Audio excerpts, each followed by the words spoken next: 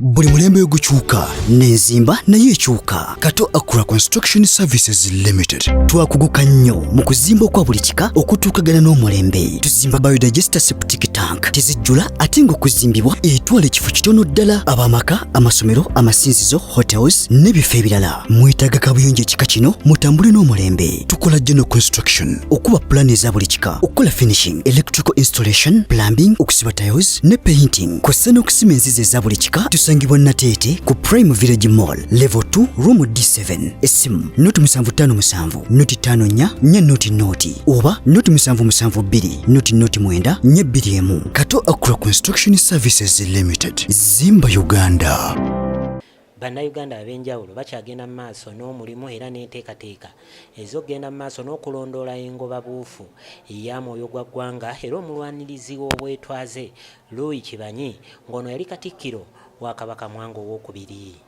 Enteekateeka eno ebadde eyindira mu kitundu ky'e Mutundwe era ng'abantu ab'enjawulo basoose kusomesebwa Mwoyo gwa ggwanga ono Louis Kibanyi era ne bagendako ne mu bitundu mwe bagambira nti bamutira.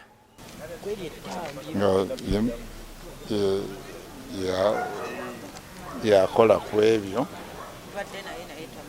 ebyokuwanika abantu era wano wetuli enda ya Sebatta yonna ebunyeewo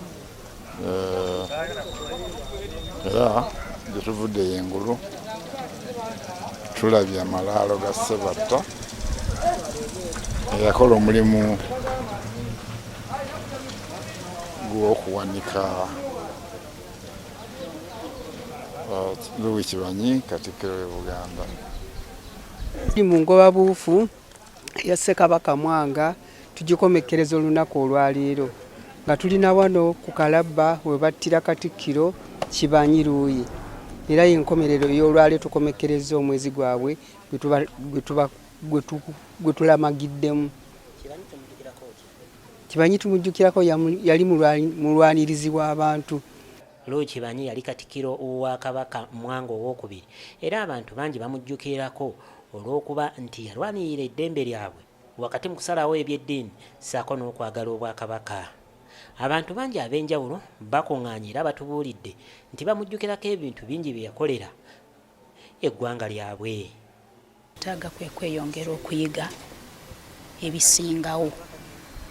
Tweyanziza nnyo. Louis Kibanyi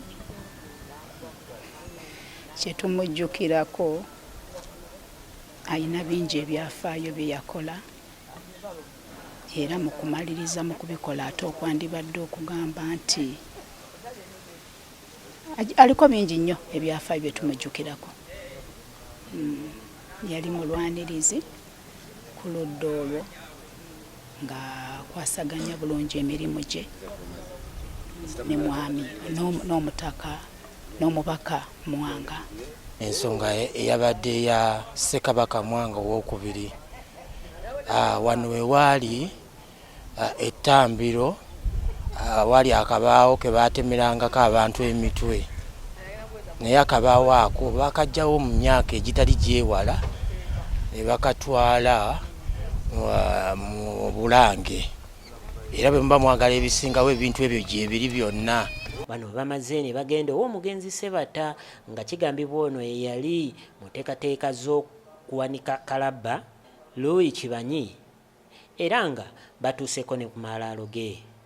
Okutegeera nti omugenzi Sebatta eyatemangako abantu omutwe n'amalaalo ge gali kuno kiba kitegeeza kijja kwongera ebyobulambuzi mu kitundu kyaffe n'okusinga n'okwongerayo ebyafaayo ebyo bireme okusirika.